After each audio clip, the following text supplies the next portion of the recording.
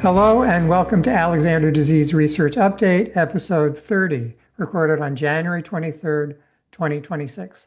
I'm Albie Messing from the Waisman Center at the University of Wisconsin, and with me today are Debbie Levin and Amy Waldman, both from the Children's Hospital of Philadelphia. Amy is well known to all of you, but Debbie, since this is your first time on the podcast, can you say a bit about your background and current position? Sure. I'm an outpatient speech language pathologist in the speech pathology department at CHOP at the Children's Hospital of Philadelphia.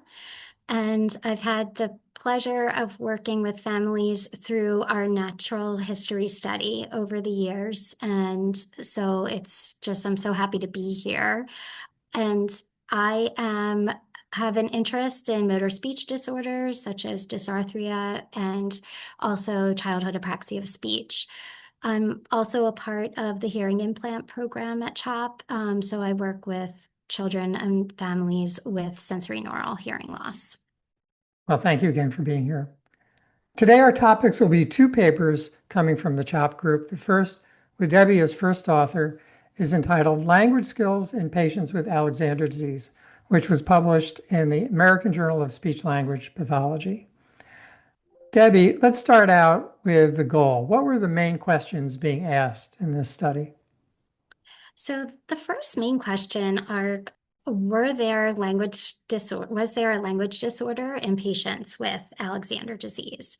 So that's the first primary question. And when there are differences in language skills, is that accounted for by either age or is it also or disease subtype?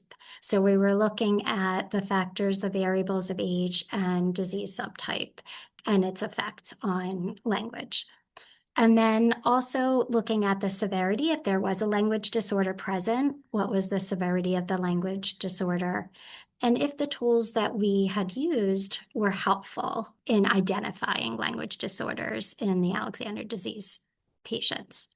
So, how do you approach this kind of problem with, I think you refer to them as domains, speech and language domains? So for a comprehensive speech and language assessment, for this particular study, we were looking at language skills. So we used a battery of standardized language measures, so comprehensive language measures. And so for patients to look at comprehensive language measures, we selected the preschool language scale on the fifth edition. The acronym for that is the PLS-5. Or a child was administered the SELF-5, which is the acronym for the Clinical Evaluation of Language Fundamentals. And so both of these measures look at various aspects or language domains, as you mentioned. So that could be looking at more of semantics. So semantics are your vocabulary knowledge, your ability to make meaningful associations between words. And then it also looks at syntax, which is more of the structure of our language system, so grammatical and morphological complexities. And then also looking at phonology, which is the sound system in our language. So those two language measures, depending upon either the SELF or the PLS-5 were administered, depending upon the developmental age of the child or depending upon their chronological age. Why don't we describe the cohort? I'm not sure if that's something you want to do or Amy wants to jump in. Yeah, I mean, I could describe in terms of participants, we had 82 participants. There were 56 that were cerebral participants. We had 9 that were intermediate, and then 17 that were bulbospinal. Now we're talking about one of the clinical classification systems, right? Yes, absolutely. And then the age range was from 11 months of age all the way through 54 years of age. It sounds like an exhaustive battery of tests. So how long does it take? And I imagine that's very different for the very young ones versus the adults. Do you do it all in one day? Yeah, so we do them in one day. The participants were part of our natural history study, so they were at CHOP to receive a battery of tests with respect to like motor skills, speech skills, and then speech and language skills and swallowing skills. And so for me, the test batteries typically take around an hour and a half to conduct. Oh, And sometimes for a younger patient where that language expectations aren't as diverse yet, then they may be shorter. Typically between 45 minutes and an hour and a half to go through a battery. so that's not so bad. Yeah, I just wanted to add also the other measures that we administered were the Peabody Picture Vocabulary Test. So this by itself isn't a language measure, but it's looking at vocabulary knowledge. So the ability to understand words and select vocabulary out of a field of 4 pictures. And then we also did a functional scale, functional communication scale. We looked at that, and that ranged in levels from a level 1 communicator to a level 5 communicator, where level 1 was the most effective communicator, and level 5 was the least effective communicator. So what would you say were the main results? So the main results were that the cerebral participants did have a significant language disorder relative to the other 2 subtypes. However, there were some both intermediate subtypes and also intermediate and bulbospinal patients that did present with a language disorder as well. So that was the biggest finding. In our cohort, there wasn't a difference between the intermediate, a statistical difference between the intermediates and the bulbospinal subtypes. And then the other factor of like looking at age was interesting. So we looked at both chronological age as well as looking at the age at which the onset of neurological symptoms occurred. So I'll just touch base a little bit on that, on those findings. So what we found for the younger participants who were all cerebral patients was that chronological age was a factor. So that the older the patient was at the time of testing, the poorer the performance on the preschool language scale, which was that comprehensive language measure. And it was interesting to see, though, in our older participants, we found that it wasn't chronological age that was a factor, but it was more so the age at which the onset of symptoms occurred. So that the older the onset of the neurological symptoms, the better the performance on the language testing. Well, we think about the cerebral group being more severely affected with earlier ages of onset.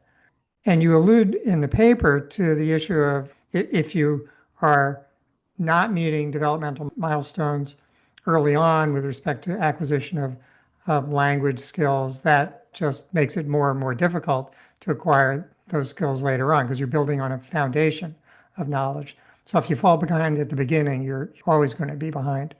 So that's one way to think about it. The cerebral ones are more severely affected. They start having problems with language early. It's going to show up later on as a more severe deficit. Is there anything more that you can say about the anatomy with respect to areas of the brain that are important for language? Or does that not matter so much since it's bilateral in that group anyway?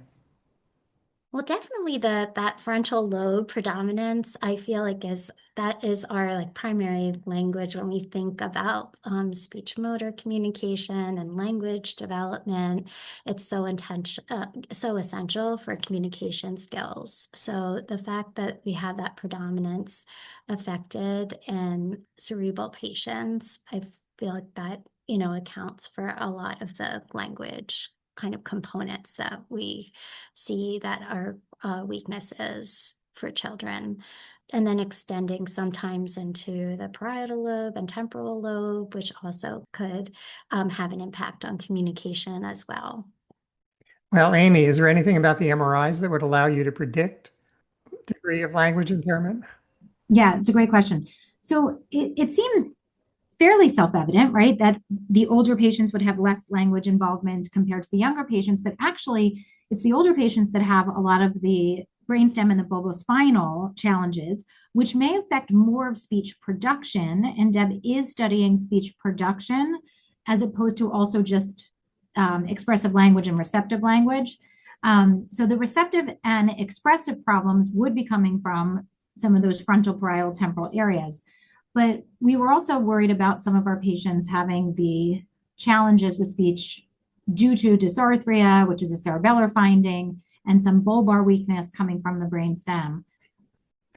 Well, what are the implications for patient care? I think the biggest thing is to make sure that speech and language assessments are done across subtypes, because even though cerebral patients were more likely to present with a language disorder in our cohort, there were a nice number of patients in the other two subtypes that also presented with a language disorder. And I think close monitoring by a speech pathologist would be helpful to address any changes that they might see with respect to language skills or also to speech skills, and to develop intervention plans accordingly. I will also add, I mean, Deb did a wonderful job in this paper speaking to speech and language pathologists, that families can take this paper and hand it to their speech and language pathologist so that they understand a little bit more. I will say my impression is that families are initially focused on gross motor abilities. But at the same time, when you ask people who are maybe at a different stage of the disease, they're less focused on gross motor and more focused on communication with their loved one and cognition of their loved one, right? And so trying to make sure that if someone does not have the strongest gross motor skills, but are still able to communicate and still able to share their wants and all of those ways that we do it, maybe without the spoken word, maybe with a device or something else. I think this is an area that we know is so essential to relationships and families.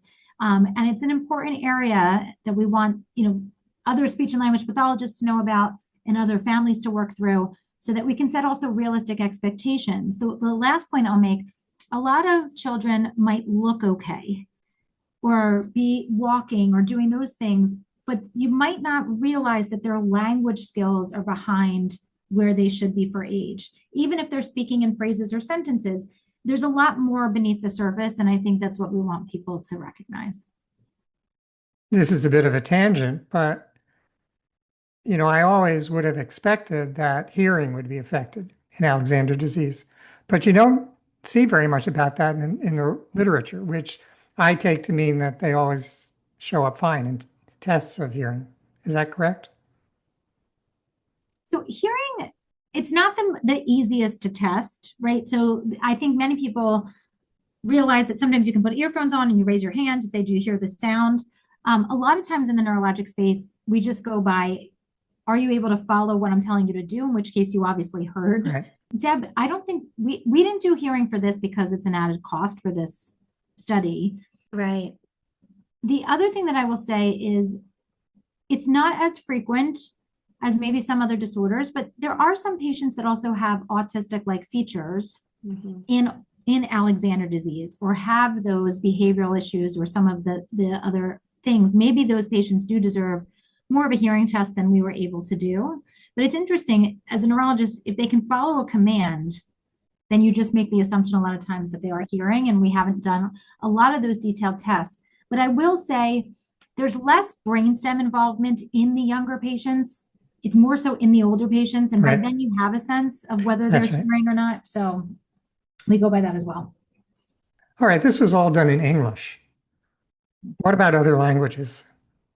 So it should be represented like across languages. We still the same domains of language exist across languages. So that's a really good question, but definitely I feel like these features can be transferred over to other languages as well. I believe some of those measures that you used have been validated for other languages, but maybe not all of them. Yes. If you continue in the Alexander disease world, what would the next steps be in terms of research?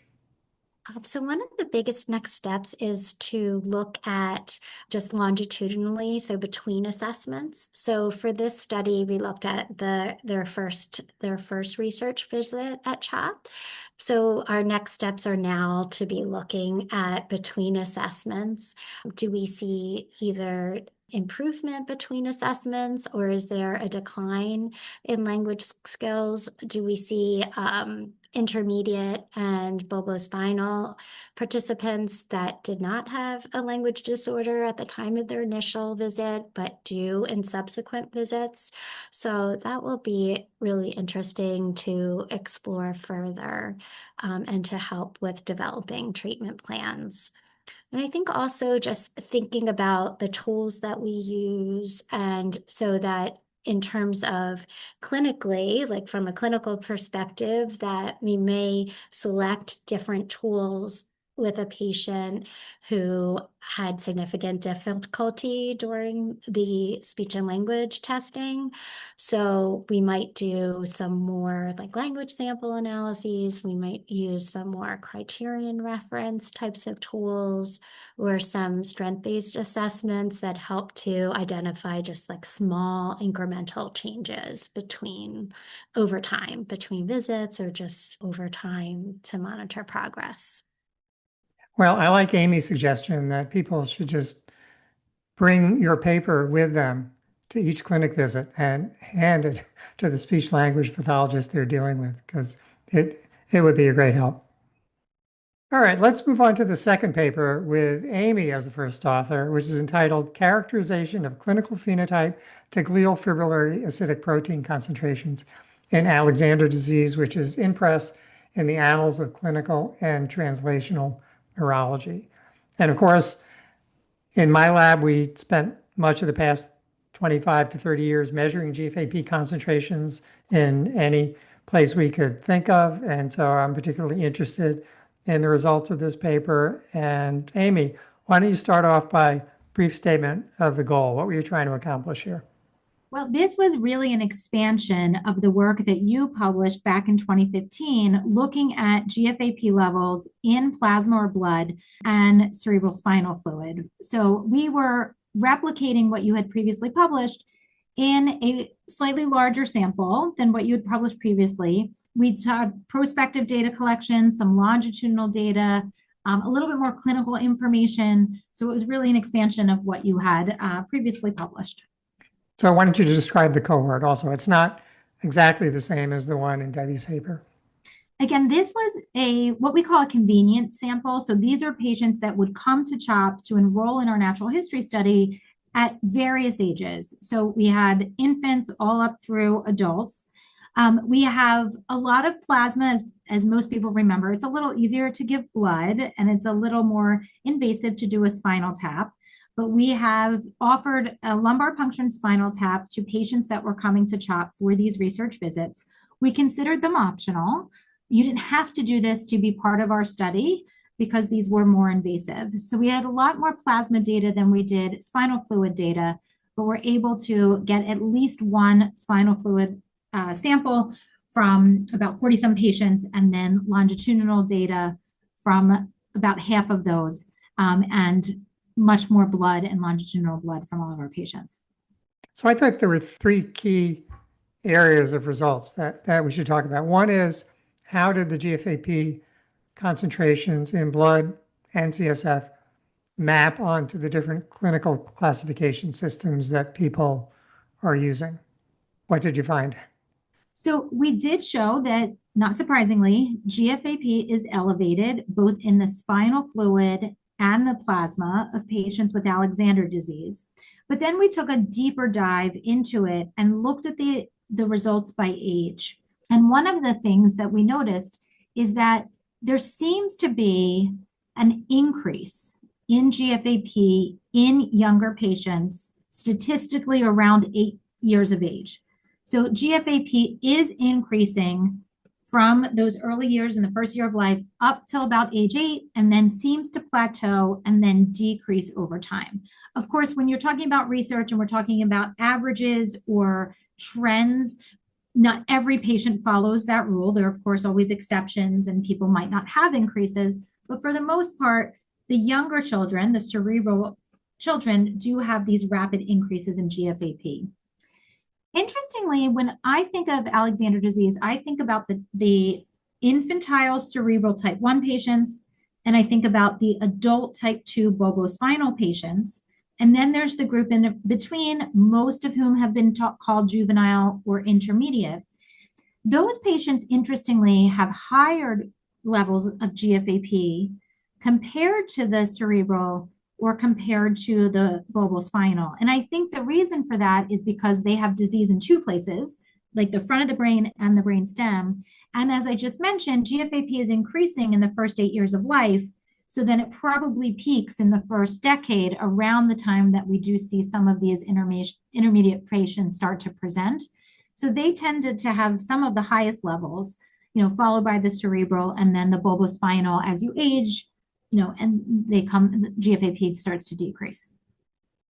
Okay, I think I heard you saying something that I'm not sure I agree with, which is that for an individual, if you were sampling them every year throughout their life, in that individual from birth, GFAP would be going up, and then at some point it would be going down. I don't think you have enough longitudinal samples for individuals in this paper to really reach that conclusion. That's fair. I will also I will add to that, for anybody who is listening, there is now a clinical test for GFAP that you can send to two of the biggest labs in the country that we could get clinically, covered by insurance. It's a couple $1,000s, but, paid for by insurance typically to follow GFAP levels. And I will add to what you just said. We do not know how to interpret values that are done one at a time, or trends over time. They could go up, they could go down, they could stay the same. I don't think our paper may raise some questions about trends, but we do need to be very careful about how those things are interpreted if we start measuring them clinically. Yeah, and that's where the animal models become really valuable, because the animals are much less variable than the human population is, and we can study them over time. So I think the commercial GFAP assays you're talking about are the ones that were approved based on use for traumatic brain injury, but that means insurance will still cover their use for other applications like Alexander disease? Yes, they are validated tests, so they are available for us to request insurance approval to get coverage in these clinical laboratories. We so far have been able to do so, that they have been testing them for us. The challenge, though, is we did a lot of validation work to make sure we trusted the results of this assay. I'm sure they have done similar work, but they haven't tested Alexander disease in the way that we have. So I don't know that they know how their assay works when your GFAP level is so high, right? The assay might be accurate at low levels of GFAP, but might not be as accurate as high levels of GFAP. So there hasn't been that validation work, and their assay uses a different methodology than in a paper. So I just want to caution families that they can't take a value from a clinical lab and plot it on the graph that we published, because it's not it's apples and oranges in terms of the methods. Yeah, the absolute values will be very different, but those labs have done an extensive amount of validation of their assays, so they know in what ranges it'll be accurate. All right, so another thing that I thought was really interesting was the comparison with other leukodystrophies. Can you talk about that? Of course. We chose hypomyelinating leukodystrophies. There's different types of leukodystrophies. There are the demyelinating or dysmyelinating, and then there's the hypomyelinating. We hypothesized that the hypomyelinating might have less astrocyte injury compared to some of the other leukodystrophies where there could be secondary injury to the astrocyte. So we purposely picked the hypomyelinating disorders. And we've done some other work that we're trying to publish now, looking at GFAP across a variety of disorders, the hypomyelinating and the dysmyelinating. But that was the rationale for picking those disorders. One, it was a convenient sample. And two, we thought they'd have less astrocyte injury. I see. So you were hoping they would be close to normal. Correct. But I would imagine that there are leukodystrophies where GFAP is quite high. Yes. And so it'll be interesting to see what that is. What are the key messages from this paper for our audience?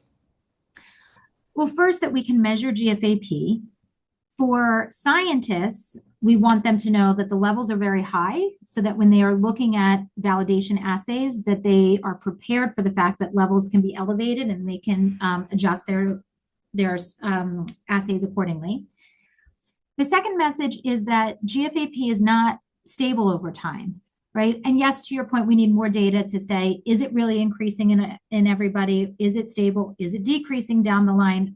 We do need more longitudinal data, but I think we're making the argument here that for many patients, it's not static and that it is potentially changing. And so that becomes important because if a patient is clinically stable and GFAP is tested and there's an increase in GFAP, I think clinicians might say to families, you're getting worse. And we have to be careful about what we mean by getting worse, right? If the GFAP might be increasing and that might lead to more neurologic challenges, but that's what the next step is, really to try to understand these patients that are having changes in GFAP, either increases or decrease. Does that correlate to a clinical improvement or worsening? So there's a lot more work to be done. This is really just measuring GFAP. Now we have to determine what does it mean for the individual patient? What does it mean for these changes over time? And how does it most importantly relate to neurologic outcome?